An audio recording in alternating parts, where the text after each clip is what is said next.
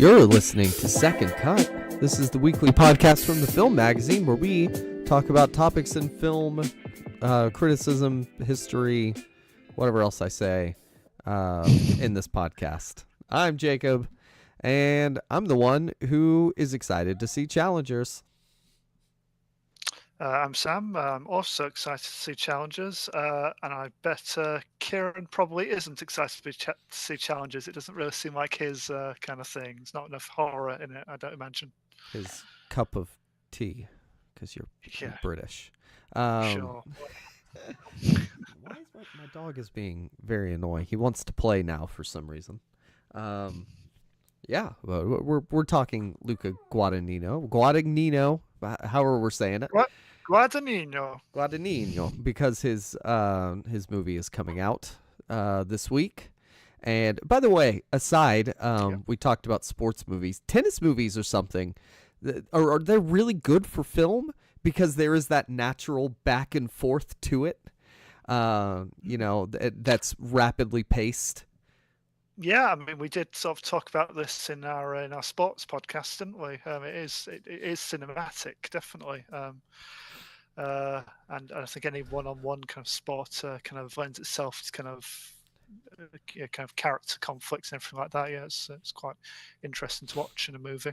Yeah, absolutely. And now also we're going to get triples instead of doubles, I guess, because, the three love triangle thing or something. Actually, I don't know what the movie's about because I don't watch trailers. I just know it's tennis, Zendaya, and love triangle-esque.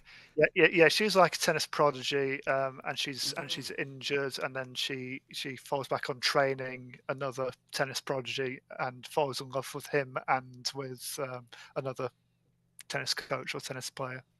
Nice. Okay, so it's infinite jest but less funny. Yeah. Cool. Yeah, very much. Yeah, and Guadagnino likes his sensuality. I don't think he'll ever do a film that hasn't got a copious amount of sex in it. It's just what he does. It's what he enjoys bringing to his films. Well, and I like that you call it sensuality because that is how it feels in the movies, or the couple that I've seen. That one issue here is we have not watched all of them.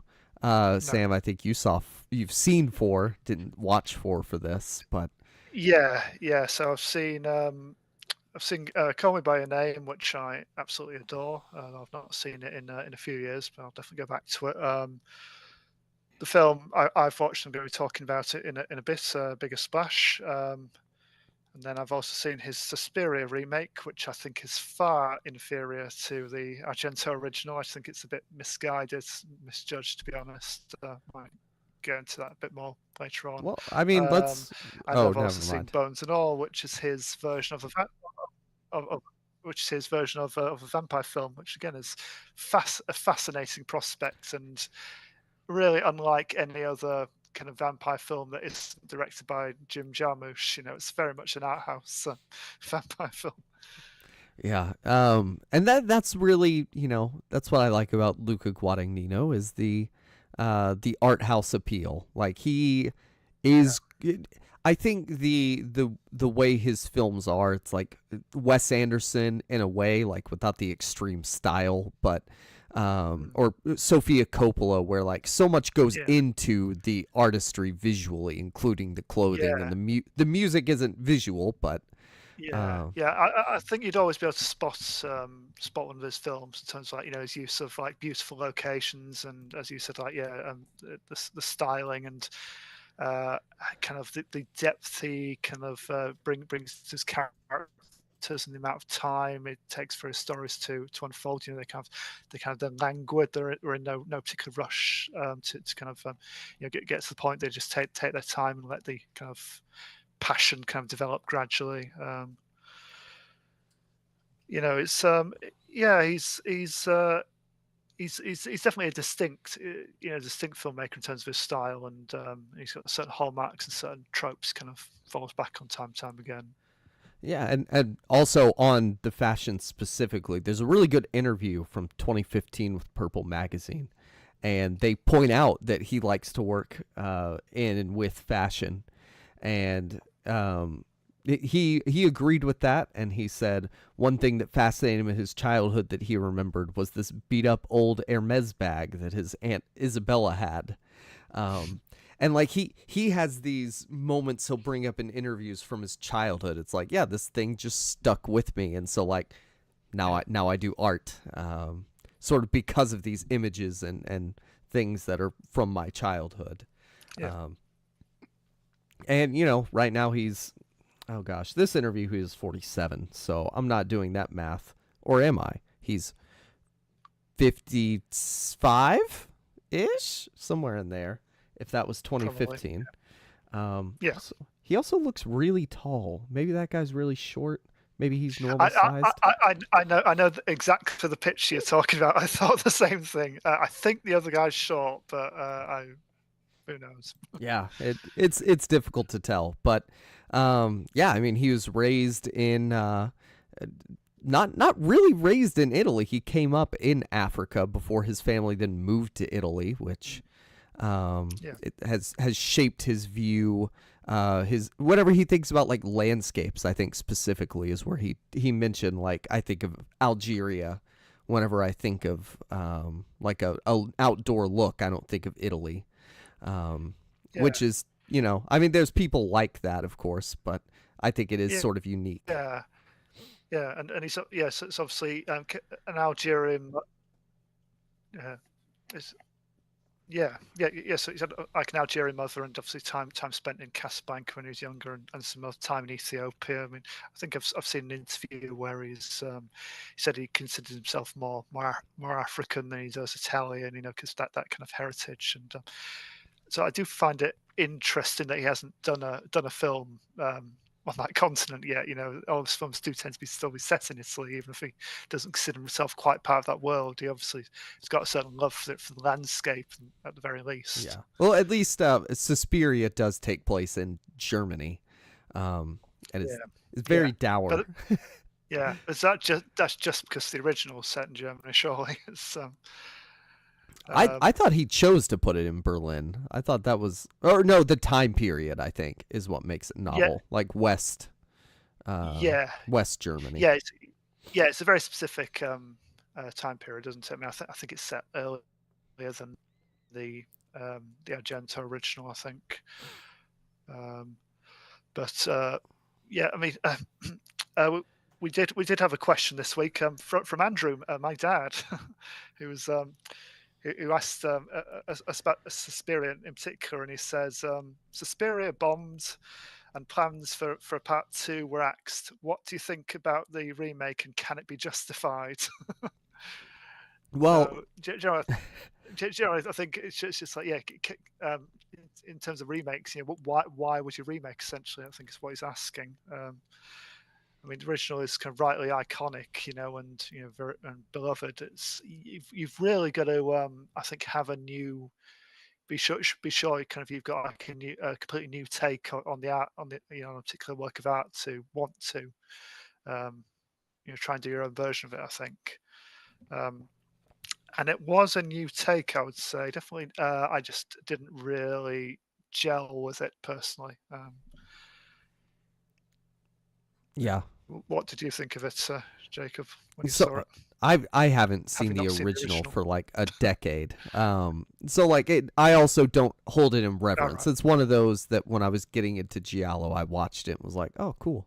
But they've all sort of just, you know, even though it's unique, like they all just kind of go together. And even for his Suspiria, I'm working off impressionisms from my mind. So my experience seeing it was I went to a theater.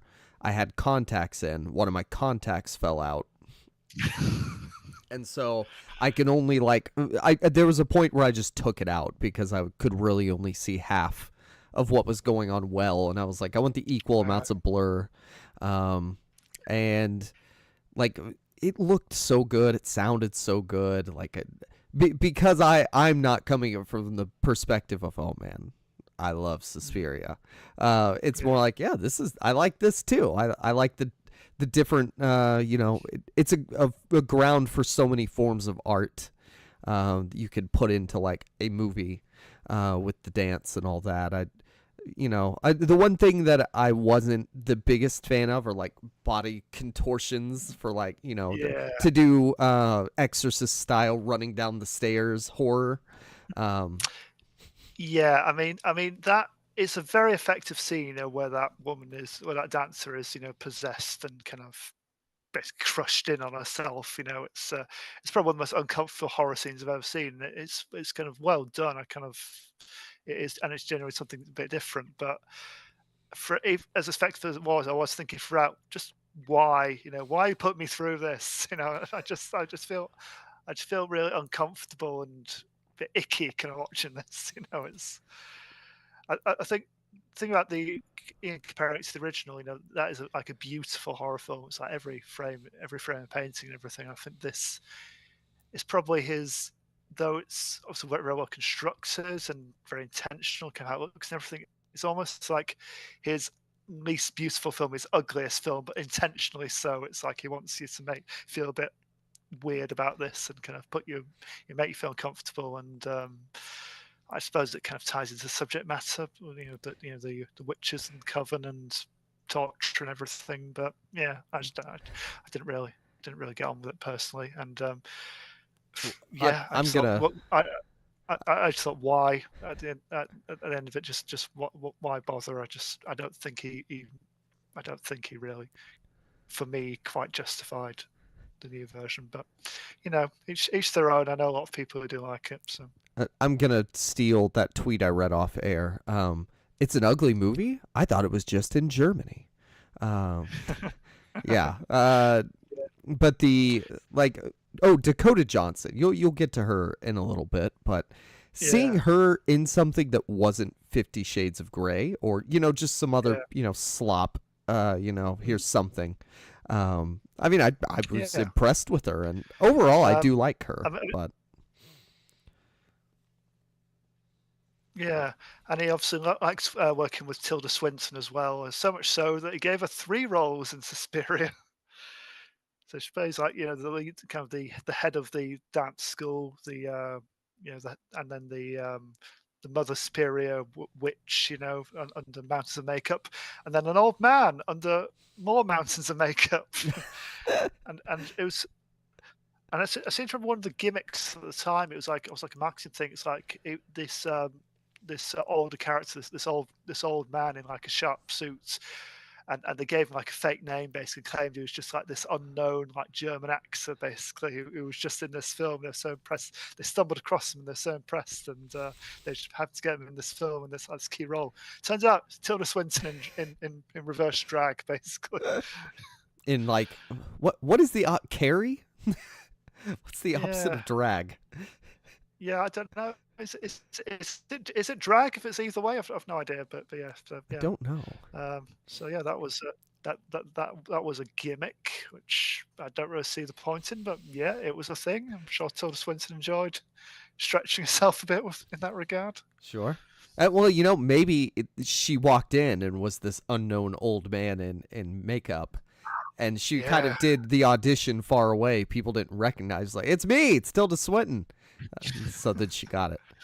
Um, yeah, I think another interesting thing he's asked about in the interview. What do you think of the digital revolution? He says, I mean, obvious answer, but the digital revolution is a great democratic achievement, but it's fake. The problem is how to be thoughtful within the orgy of image production that increases all around us, which, to be honest, makes people to stop producing images, and goes on to say it is destructive to cinema and to reality, the reality of making images that are worth watching and thinking about. And while I understand the sentiment, I will have to disagree with him here.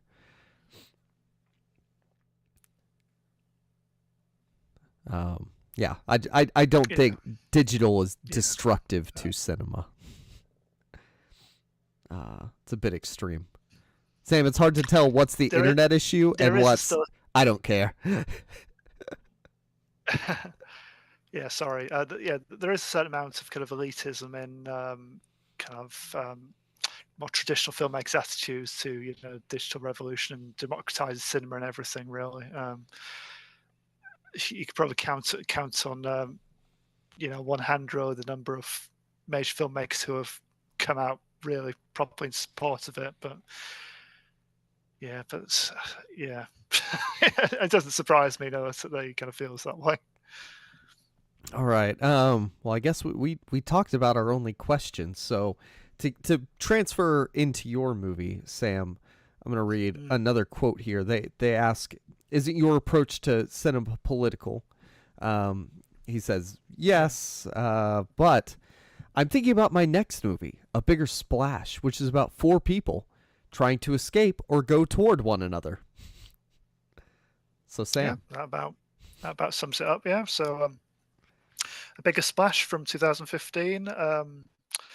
We follow Marion Lane, who's a rock star, played by Tilda Swinton, and she's recovering from vocal surgery in the Italian countryside with a documentary filmmaker boyfriend Paul, played by Matthias Schoenaerts. But her convalescence is interrupted by the sudden arrival of her music producer ex-lover Harry, played by Ray Fiennes, and his daughter Pen, played by Dakota Johnson. Before long, tension, sexual or and otherwise, mounts among the group, and events take a much darker turn. Now, I know it isn't only based on this, but Sam, how many movies do you think exist that are based on a painting? Yeah, I mean, this is primarily it's a pretty much a remake of the Jacques Deray film La Piscine, which has got at least three other versions, and it's but they all basically follow the same plot. You know, like a small group of people in a beautiful location with a swimming pool, and you know, just giving off sexual tension until something tragic happens, basically. But yeah,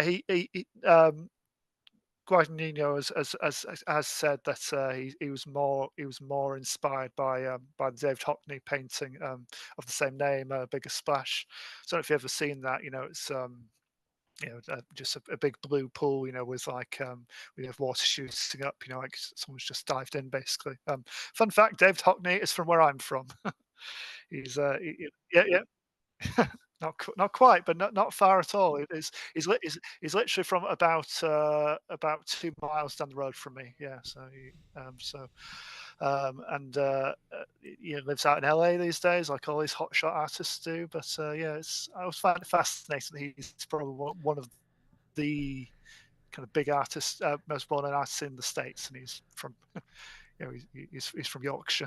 Well, now I'm Anyway, reading about it um, here, and that is what's crazy is it's a typical day, California day, warm and sunny, cloudless blue sky, and then he's yeah, from your yeah, neighborhood. I know, yeah. Um,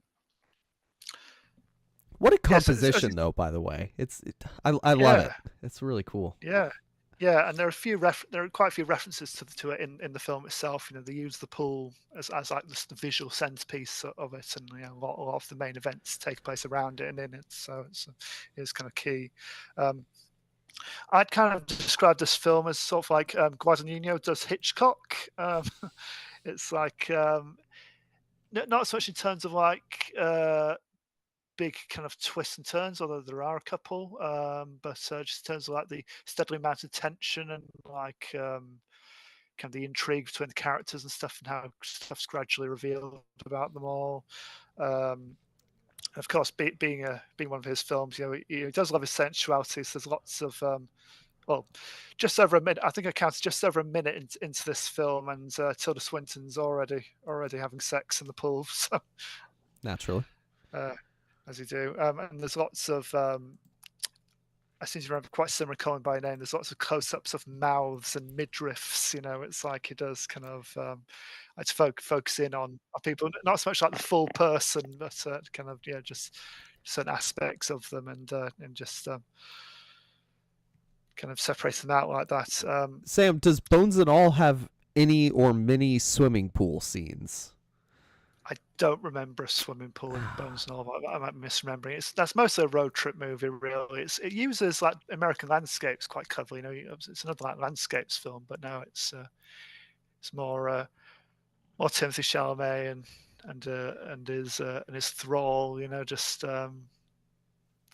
hopping from like small town to small town and occasionally killing people as you Sure. do. Um, I mean, if you want, yeah, I mean, Bigger Splash. I will recommend it. Oh, by the If you way, want to see. also you said his name's Harry, but you didn't mention it's Harry Hawks. Yes, Which I yes, mean, that's a way cooler name than just Harry. yeah. I mean, And vaguely sexual. I don't even think he's ever named fully, but you see his passport at one point. So, but Like yeah. Han Solo in Fast and the Furious. Yeah, I mean, he's a music producer as well, so it's kind of you think, all right, is that your actual name, or is this like a kind of a name you've just adopted for yourself, to make yourself sound, a bit cooler. Um, I mean, this is kind of Ray Fiennes, kind of almost how you're not used to seeing him before. I mean, apparently he was cast in this after Guadagnino saw the trailer for Grand Budapest Hotel, and he's like, "Oh, okay. I've always liked Ray Fiennes, so I always want to work with him, but now I can see he can. He's got different shades to him. He can do comedy. He can do all sorts." He's Um, not just a and stuffy Ray guy Fiennes who says his apparently name said yes to Rafe. this when he read the script. Yes, Rafe. um, because yeah, I think I've covered this before in our audio version of this podcast, but yeah, posh people in the UK call say Ralph like Rafe. It's It's my very favorite. strange thing, yeah. So yeah, apparently he accepted the role of Harry Hawks when he received the screenplay, and it was written down that his character would express himself through dancing, and he because he had never been asked to do this before, he said yes and thank you.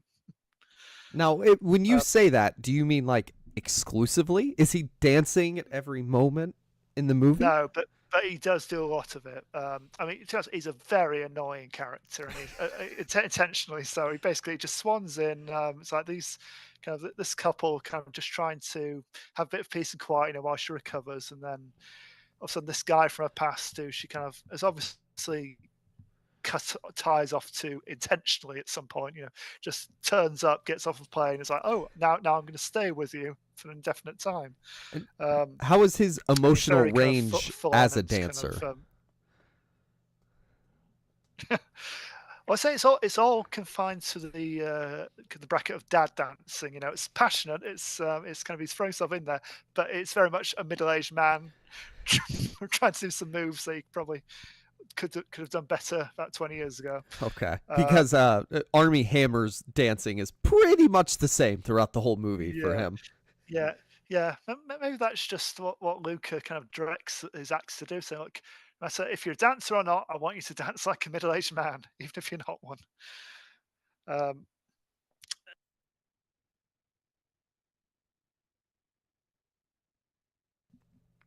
We appear to have lost Sam.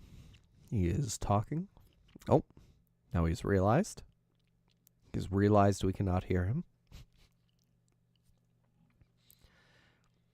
All right, maybe I'm going to hit the take a quick break button as we get this figured out. Hold on.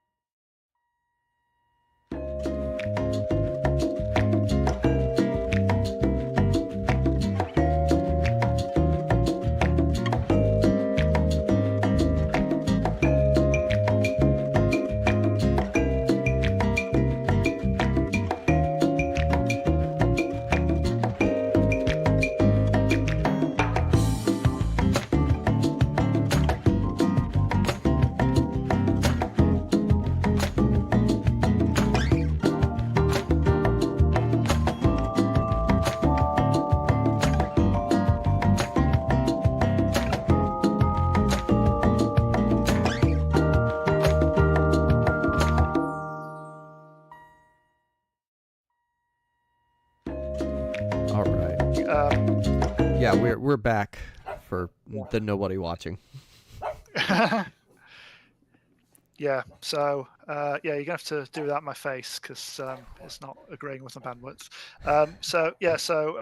Harry's arrival is sort of like the catalyst for everything. Basically, like bad blood, kind of history comes back up. You know, he's obviously still not over Tilda Swinton's character. He's got history with the with Paul, the boyfriend, as well. And there's something weird going on with him and his daughter as well. So I mean, the way I would describe this movie generally is that basically everyone wants to everyone wants to pretty much have it off with each other, and is barely holding back, and that's including quite uncomfortably the father and the daughter. So it's one of those movies.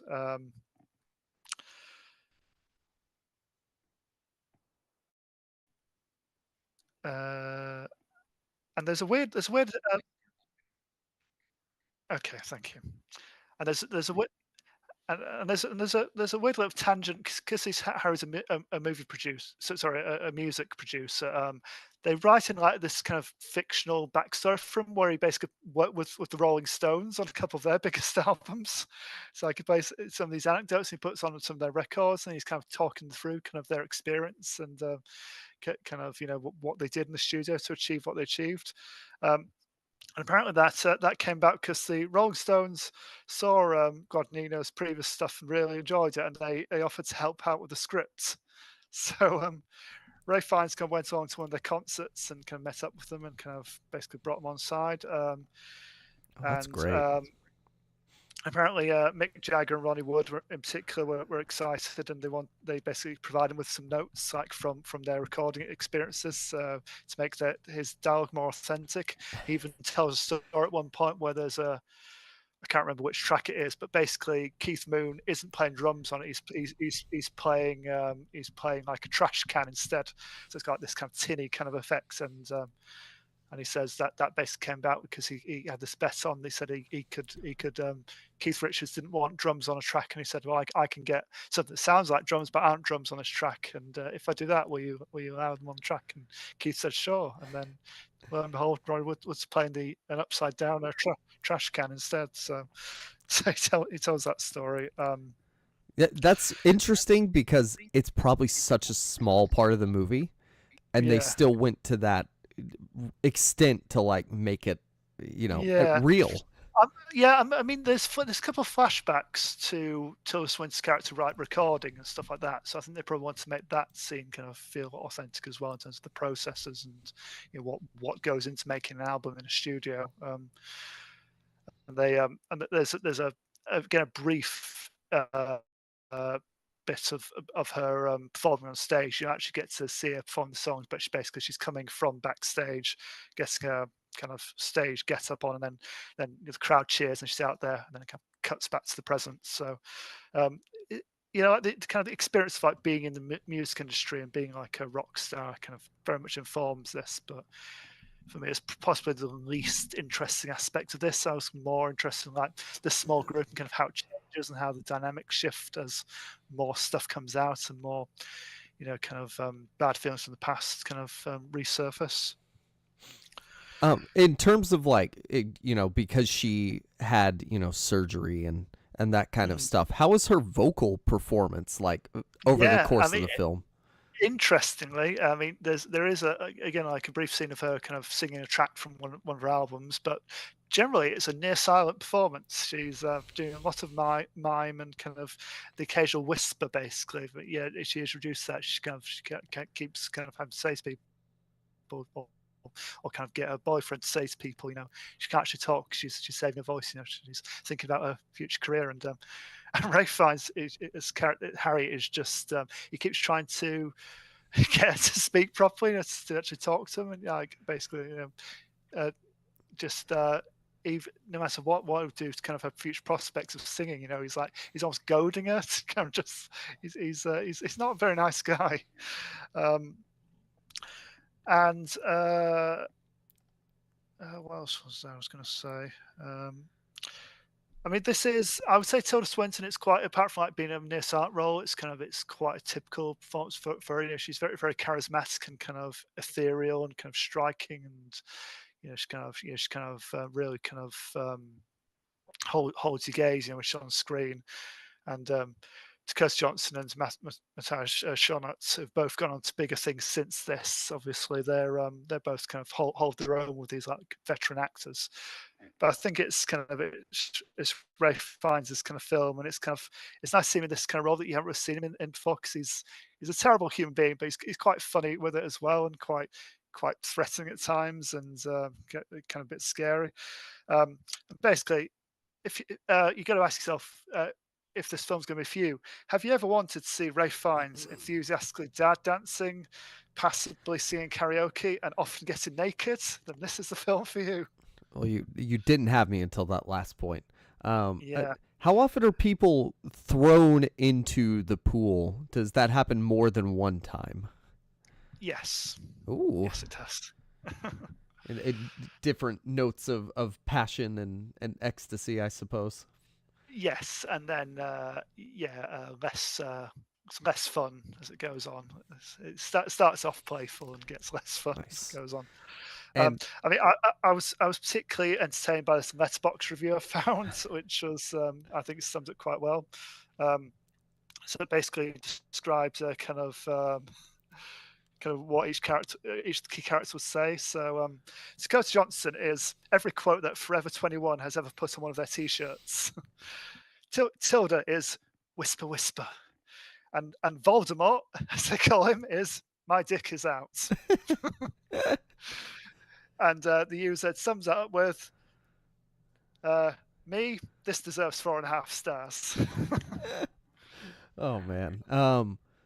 Does anybody get shot with a shotgun in the chest? I guess that's my last question. No, there is no. Are there any guns in this film? None of the key characters use them anyway. No, I don't think. There are some cops at the end, so they've probably got guns, but they don't Okay. use them. All right. Well, nobody gets shotgunned. So, if No. you want to see that, go see Sexy Beast. It sounds like the same movie. Yeah, I mean, I'll say this. I've seen better Luca films, but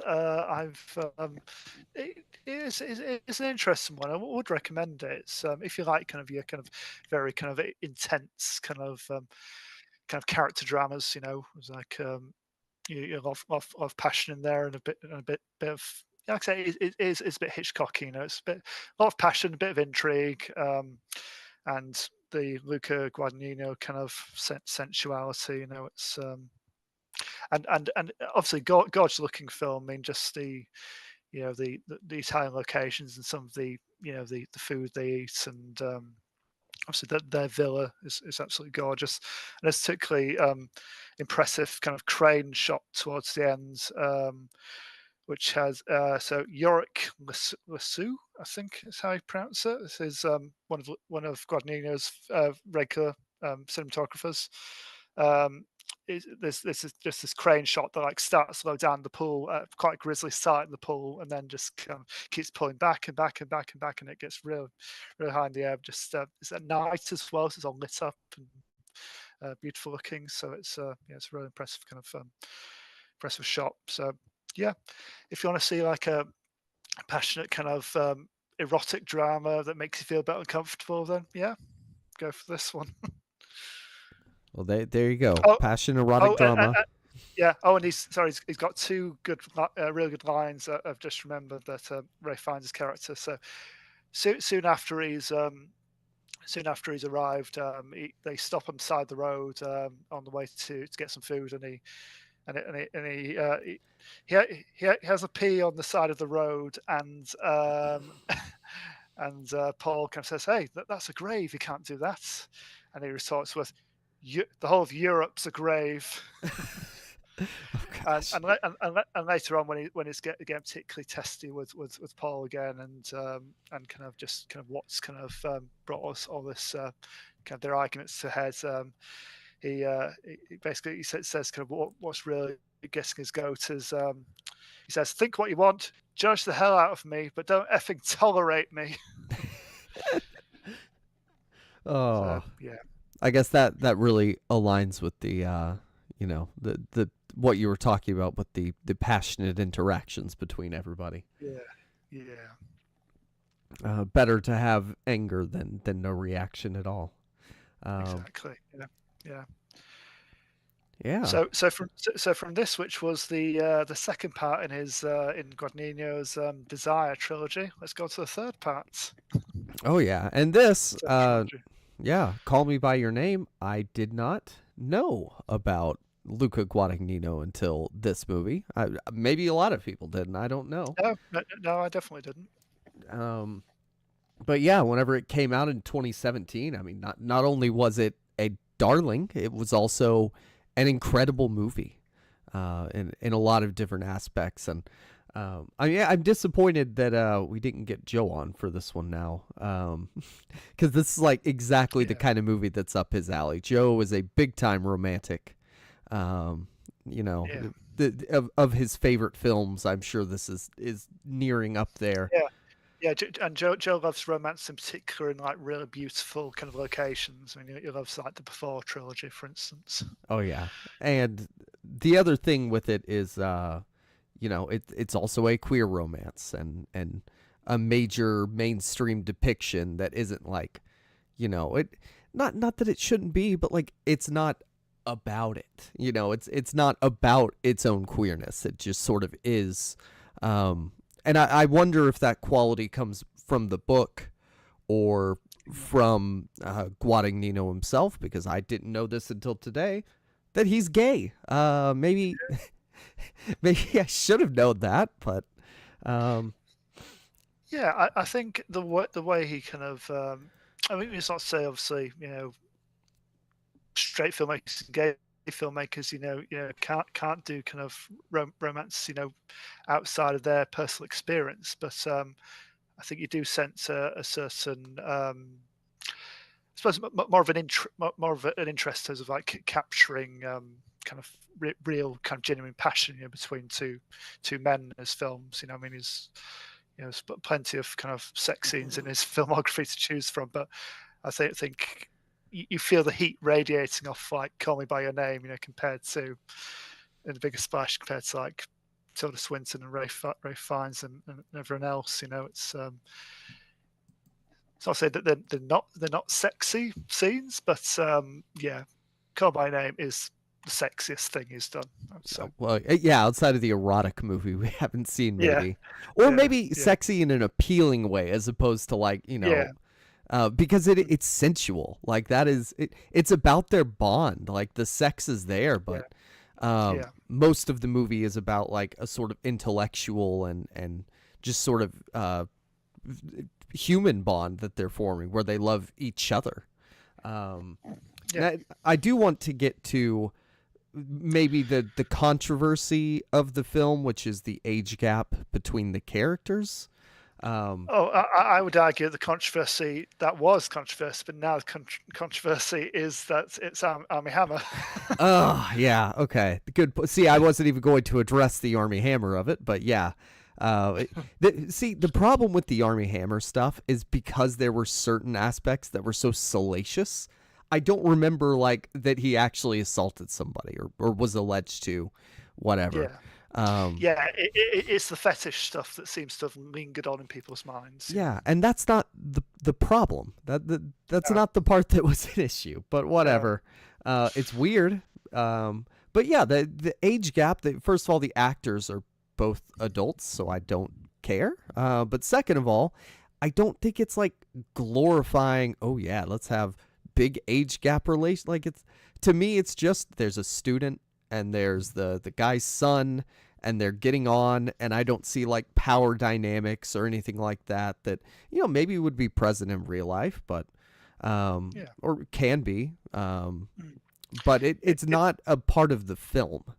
yeah, it feels like a very naturally evolving kind of relationship. At first they're not particularly seeing eye to eye. In fact, that they even seem to dislike each other. To start with, But yeah, it's a very natural kind of gradually thawing of their kind of relationship as the film goes on, and I think it's quite an equal kind of power dynamic, by the end, really. So again, I don't think age really comes into it, because I think Elio kind of had puts as much into the relationship as I'm sorry, I've forgotten Armie Hammer's character's name now. Oliver. Oliver, thank you. Yeah, it ends up on that equal footing. Yeah. And yeah, like he just works for his dad. I would think if anything, there's also the dynamic of, I'm doing stuff with my employer essentially, or a professor that I can't remember exactly what his role is, if he's working or just like doing schooling. But whatever it is, like there's a little bit that goes both ways. Yeah. He doesn't he work for Elio's dad, who's like a professor. Yeah, one of his like research graduates or something. Yeah, he's like a grad student or something. Yeah. But like it doesn't matter. The point is they're here, doing stuff. And I'd mentioned this, but the big bond between them is that intellectualism, because Elio is obviously raised in a very privileged environment. His dad is running, like archaeological dredgings in Italy when they're American. Oh, and real quick before I get into more of that, we talked about the sort of transnationality of Guadagnino, which is also seen in like his casting and stuff like that. But Elio himself fits that, because he's French, Italian, Jewish, American, all these different cultures and ideas mashed into one, very skinny boy. And that's where one of their first bonds comes in, is like he notices Oliver wears I'm not going to try not to call him Armie Hammer. He's wearing a Star of David chain. And that's, you could see like Elio wearing that later in the movie. But yeah, like, you know what? I forgot what I was even saying earlier, but Armie Hammer, like, terrible person, maybe. I don't know for certain. I have not kept up with that since it initially broke. But man, for someone who is so distinctive looking, like a very handsome bro kind of guy, he just chameleons into his roles in an incredible fashion. He's very natural. And I think part of that has to do with his very like easygoing demeanor that he is able to project in film, if that isn't an aspect of his personhood. Yeah, I always thought of him as like just a particularly good-looking kind of character actor. He's not really a leading man. However many times that Hollywood tried to force him into that mold. With like things like The Lone Ranger. But he was a more interesting performer than that. He just had to look like old-fashioned like matinee idol, basically. Yeah. Yeah, but he's really good, and the Timothy Chalamet is, man, he just steals the show. Like I remember he became a star in this, didn't he? I mean, he was in stuff before this, but this was like the one that you had to sit up and take notice and like say, wow, this kid's got it. Yeah, I remember I hadn't heard of him before this movie, but I don't remember exactly what I thought of him that time around, but this time I watched it, I was like, okay, like Timothy Chalamet is an acting phenomenon. It just makes sense now that he has so much charisma in addition to his ability to play that range of more quiet, unable to express myself person, and then his journey over the course of the film, like he plays it really well. Whenever he needs to have those moments where he's confident with Oliver, he's acting on his wavelength, like it comes through, which based on the extra textual information about Armie Hammer is a little surprising to me. But yeah, I would be interested to see some of their behind the scenes dynamic, like even if it's just curated stuff. Yeah. But yeah, well, the movie is it's just kind of character driven. It's a literary fiction movie. I don't know what the book's like because I haven't read it, but the sort of thrust of the film is just about relationships and about knowing yourself and finding yourself. I don't know if it's like a coming of age. Maybe it is coming of age in a way, but it really captures the feeling in a visual fashion of being young, having a fun summer. If there is romance involved. Really it romanticizes everything. This could have been like a remake of Lord Byron or something. It has that beauty to it, the passion for nature and people and thought and things like that they really come together really well. And that wasn't just the Italian hand motion there. But the thing that I think stuck out to me the most this time, it was the two girls that they sort of have relationships with. So while they're having their budding friendship into romance, there's also this pair of girls that are like, oh, we want to be with each of them. And for Elio specifically, whichever one, Marzia or whoever he's with, she's like, I don't want to get hurt. Like, I can tell you got stuff going on there with that guy. And she also doesn't want to put herself out there, but she's able to at least like vocalize it and acknowledge it. Whereas Elio, they read the story of the princess and her boyfriend or whatever. And one of the characters says, oh, I would rather die than not have told you how I feel. And he's like, I can never do that. And then he goes and he tells Oliver about that. And Oliver's like, okay, well, then I'll do it for you. But the scene where he's first saying that to him, they're walking around this like big circular, I don't know, like green space. And they're moving around the opposite sides of it, to speak around the issue and have that distance between their selves. It's a very good kind of visual evocation of distance between people using actual kind of distance in the frame. I found that, and kind of objects passing between them and everything like that. Literally putting something in the way of their relationship. Quite clever.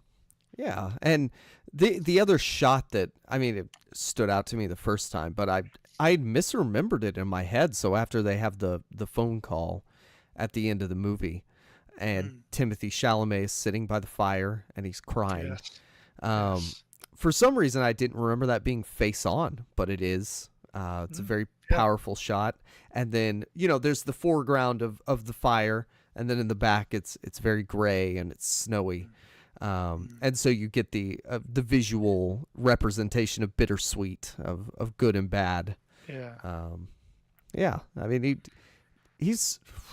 He makes just such beautiful images in every regard too. Like even if there's no grand meaning to it, aesthetically it works. And the scene that always gets me personally, obviously, that final shot is quite rightly kind of held up and well regarded, but I think the other key character in this is Michael Stuhlbarg as his dad, and their kind of heart to heart, where basically he almost comes out without coming out, and his dad kind of almost says he's okay with it without saying it as well. So there's a lot of things not being said, or being talked around again, but there's this great little speech, Michael Stuhlbarg, which is we rip out so much of ourselves to be cured of things faster that we go bankrupt by the age of 30 and have less to offer each time we start with someone new.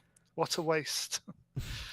That I don't remember if that's in the conversation that they have at the end, but like I do love that moment where he's I think Oliver says that if it were my dad, he wouldn't have been accepting. He would have sent me to gay conversion camp, or he doesn't say that, but it paramount to that, tantamount. And whenever Elio is talking with his dad, and he says that, you have something that I have never had. I could have had it, but I didn't say something. And another cool thing about the ambiguity there is, does he mean, something specifically with a man, or does he mean, just in his life in general? Even with the mom, he's never had like a relationship that is that close and intimate, and a friendship, in addition to like, romance and sex and that sort of thing. Yeah, but oh gosh, there was also there's something about those statues too that he's dredging up, that I can't remember. From a long time ago, there was a video essay or a regular essay that I read about the symbolism of those in the film. But yeah, it's interesting in the sense of like, you're pulling something up out of yourself that it's this grand, beautiful thing. And so often queerness is associated with art and associated with antiquity. Yeah. Do you think the peach represents anything other than just something a bit kinky to throw into a film? Is it a peach or is it an apricot? Oh, I can't remember. So I'm probably getting it mixed up with Parasite, because Parasite, it was peach fuzz, wasn't it, that they used to poison someone? Well, I thought peach too, but in the movie, they talk about the apricots, and the dad is like, yeah, so here's the etymology of the word apricot, and then Oliver's like, well, actually, it's something else. I think apricots are probably more of an Italian thing. They're probably actually grown there, so yeah, sure, it's probably an apricot. Yeah. Well, I mean, that aside, yeah. I mean, maybe there's something to like, Satan and nature and homosexuality being generally, put into that category. I mean, in like classical art, fruit often symbolized kind of sin and stuff like that, didn't it? So yeah, maybe it's something to do with that. Yeah, but of course, putting it, recontextualizing it in this, where everybody's drinking apricot juice at every moment. Yes. True. Yeah, it really made me want apricot juice, really. That's what this plate of fruit is for. It's because of this movie. Yeah, but what's interesting, now knowing that Guadagnino is in some capacity queer. I don't know if he's gay or bi or what. But, however he would label himself, he does say that he doesn't see any more of himself than he does in any of his other movies, which is interesting because he grew up in 1980s Italy as a gay teenager. And so does that mean that all of his movies, he puts all of himself into it, or that this is somebody else's story and therefore it's harder to put himself into it? Yeah, I mean, the more I think about that quote, the more I think maybe it's just him putting a bit of distance to like his own kind of experiences. Maybe he doesn't feel it's particularly helpful to kind of make it too kind of autobiographical. Maybe he's just good at seeing himself in others, kind of put himself in other people's shoes, and kind of empathizing with any kind of character he might follow, possibly. Yeah, another option could be that maybe, look, I'm just stereotyping off the Hermes bag quote, but maybe he just kind of knew all along, and by the time he was a teenager, it wasn't like a revelation to him. And I don't know what 80s Italy was like. I don't know how accepting they were of queerness. I can't imagine very. Yeah. I think it's quite a traditional kind of masculine society, I would say. It's like the hand gestures may be flamboyant, but I think it's kind of traditional, masculine, patriarchal generally. Yeah, I can see that. Let's see. And what other thing did I have about this movie? I mean, I touched on it a little bit, but the outfits. I wore this shirt because it's evocative of Call Me by Your Name. I don't know quite what to call the style. Here in America, we would say preppy. They look like they're about to go on a boat at every moment of the film. Um, Yeah. it's very pleasing to look at. And you talked about his ability with location and putting everything Yeah. together in the frame, like the outfits Yeah. Yeah. blend, like yeah, pretty much every level of the visual artistry in this movie is good. And Yeah. Yeah. Sufjan Stevens is, his. I can't find who did the music. Did he also do the composing or just the three songs? I also don't know. Okay, well, if we can figure that out, cool. Yeah, I mean, one other thing I would just as quick mention, do you know about the screenplay? Obviously, the book adaptation was done by James Ivory, who won an Oscar for it at the age of 80 something. He was in his 80s anyway, but he's James Ivory. He was known as one part of Merchant Ivory, who were a directing producing duo working back in the 80s and 90s, did a lot of prestige British period dramas. So, and I love the idea that this guy, this very kind of traditional kind of British dude. I mean, he's gay as well. He's openly gay as well. So I suppose that kind of leans into this kind of particular story.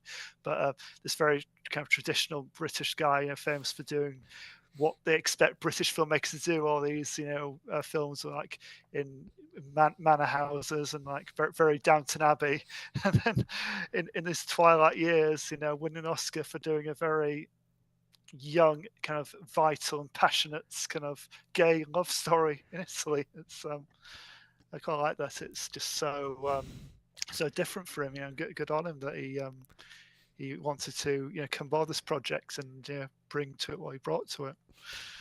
Whenever you mentioned him, it reminded me of how I was thinking about what kind of influence Powell and Pressburger probably had on Suspiria.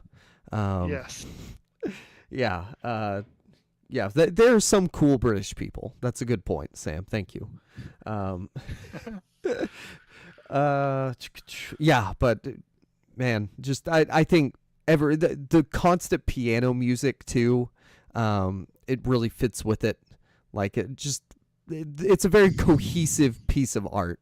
And even if it weren't saying something or had, some sort of specific meaning, like I think just as a piece of aesthetic work, like it is just top tier. It's such a good movie. And I think it was edged out by Moonlight in my, favorite 10, best 10, whatever list. But this one was very close to getting in there. It was a final cut. Yeah.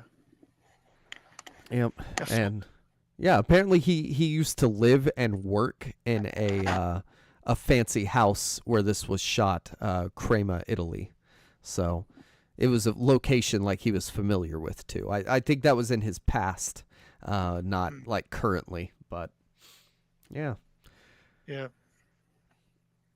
So, well, oh, never mind. It says they were writing at his kitchen table there, so maybe it was more current. But yeah, shooting in your backyard, great way to find locations and stuff. Absolutely. Yeah. All right. So, I mean, we don't have any like grand narrative or anything for this episode, but Sam, are you going to see Challengers? I will. I'm not sure if I'll be able to see it on big screen because I don't think it'll be there for long enough for me to catch it. I'm not sure if it's going to be, even with Zendaya, I'm not sure if it'll be a massive kind of draw, it'll stay there for weeks. But yeah, we'll see. I'd hope to prove wrong. That's fair. Real quick, just to take up one more second of time since we spent like 10 minutes just sitting not streaming the show. I did see Godzilla X Kong The New Empire, which Kieran knew what I was referring to, but I don't remember that long ass title. It is awesome. Yeah. What a great movie.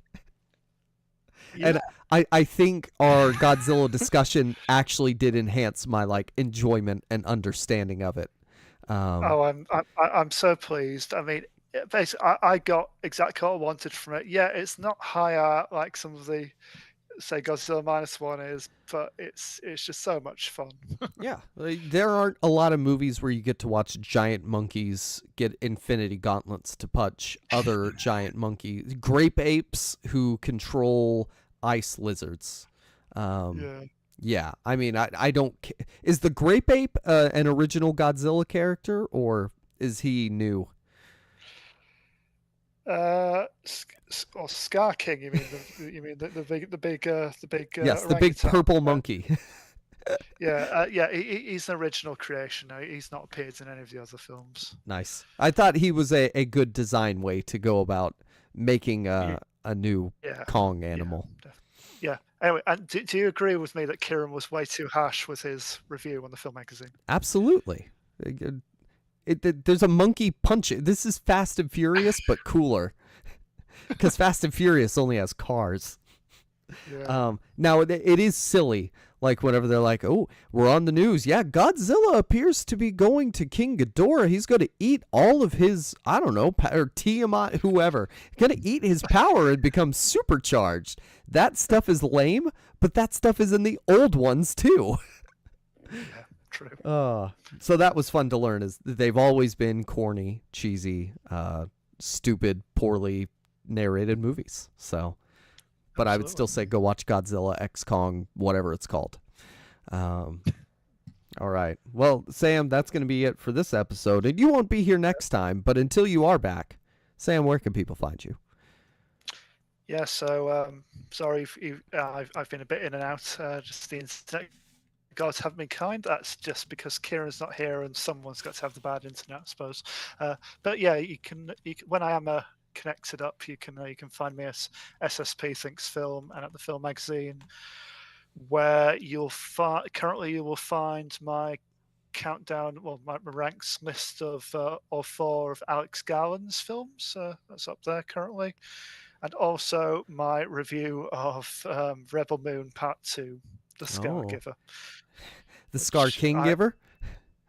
Should have been. That would have been much improved if you chuck a couple of kaiju in there. I cannot believe Zack Snyder shot 2 of. Was it only 2 at once, or did he shoot 3 at once?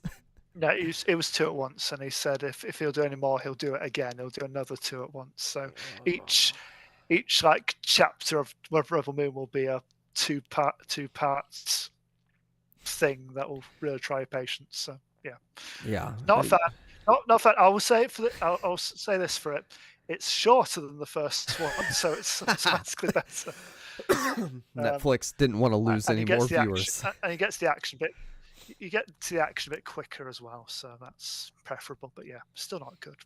Yeah, I mean, look, at some point I'll probably watch them just out of sheer boredom. But I have my Criterion channel subscription again, and right now I'm going through the who is it? Not the Coen brothers, the Safdie brothers. There we go. Oh yeah. Yeah, they have a visit to the Criterion closet. Excellent. Yeah, and after them, I'm gonna hit Greta Gerwig. So, yeah. So I'm not writing about that. Maybe I am though, and you can read it in the future on the Film Magazine, and you can follow me at Jacob Film Guy. Kieran is at K Judgmental, and would prefer you don't find him anywhere. But if you are going to, go there. And I don't know what he's written about. Do you happen to know off the top of your head? Some horror movie reviews. Yeah, that seems likely. What's he done recently? He did The First Omen, Immaculate, and something else probably, but those 2 I remember. Yes. Oh, no, he Sherlock did, Jr. at 100. He did Buster Keaton. Yes, which is the one where Buster Keaton climbs through a cinema screen at one point. Ooh. So, yeah, and then inspired The Ring around the world. And then also you can read his piece about Max von Sydow, the 3 career-defining performances. So that's what Kieran's up to. He's watching old movies and stupid new ones that he doesn't like. So yeah, that is it. Down in the description, you can buy our merch from the Redbubble store for TFM, or you can just give us money. We accept gifts and money. And I bet there's all kinds of good stuff you can read about Luca Guadagnino there as well. And Sam, do you know who's reviewing Challengers by any chance? I want to say Margaret. I wanted to say that too, but I didn't want to say it and be wrong. So, so I remember Joe posted, somebody needs to review it. I think so. I think it's Margaret. All right. Well, whoever it is, go read our review of that or their review of it at TFM. So yeah, that is it. Thank you for listening, and goodbye. Goodbye.